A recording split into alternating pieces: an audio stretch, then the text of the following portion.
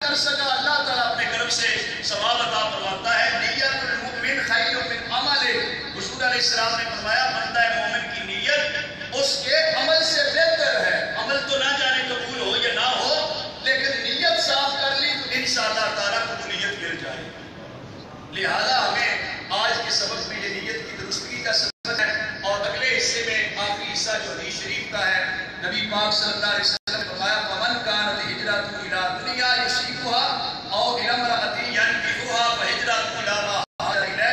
میرے آقا علیہ الصلوۃ والسلام نے فرمایا جس کی ہجرت دنیا کو حاصل کرنے کے لیے ہے اور جس کی نیت اور ہجرت جو ہے عورت کے ساتھ نکاح کرنے کی نیت سے ہے، فہجرتہ الی ما ہاجر الیہ، اس کی ہجرت اس کے لیے ہی سمجھی جائے گی جو نیت کر کے آئے گا.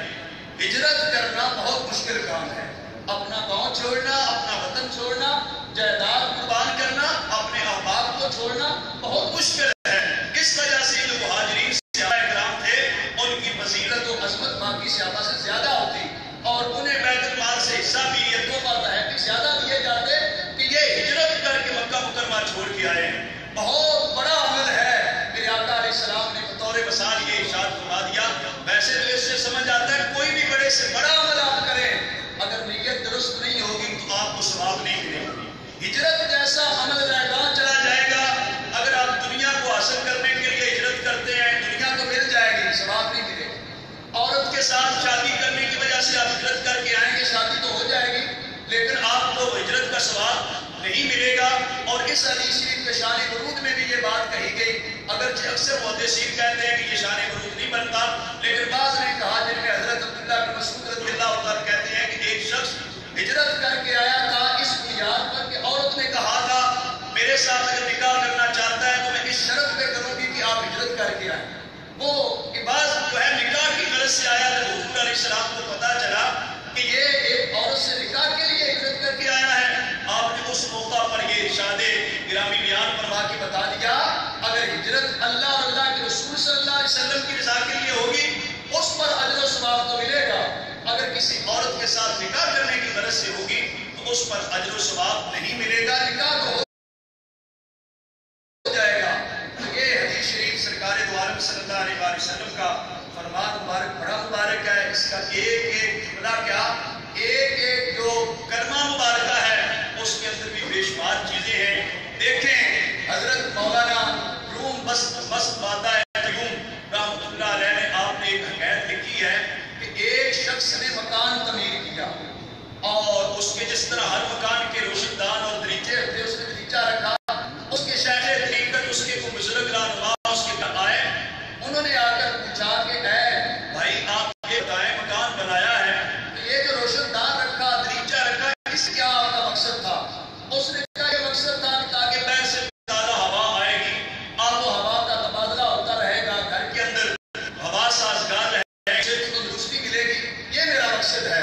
حضرت مولانا روم رحمۃ اللہ علیہ فرماتے ہیں ان بزرگوں نے اپنے عقیدت مند سے کہا ٹھیک ہے آپ نے مکان بنایا اور اس غرض سے آپ نے روشن دان ہے، اگر آپ یہ روشن دان رکھتے یہ بھی نیت کر لیتے کہ اس روشن دان کے ذریعے مسجد کی اذان کی آواز آیا کرے گی، مسجد میں جماعت شروع ہو تو قرات پڑھنے کی آواز آئے گی، اذان نماز کا مجھے پتا چلے گا، میں مسجد میں نماز با جماعت کے لیے پر وقت پہنچ جاؤں گا.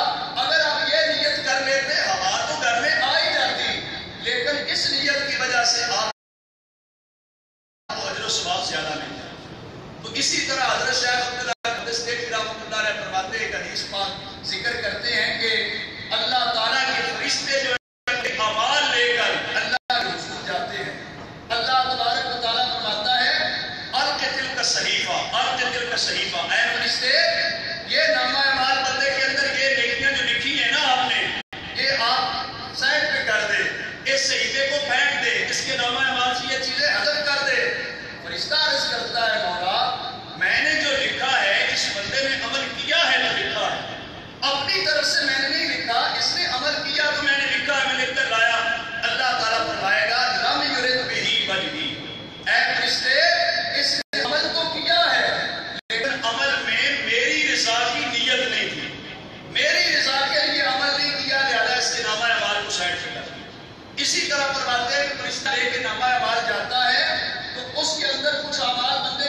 لکھے ہوتے.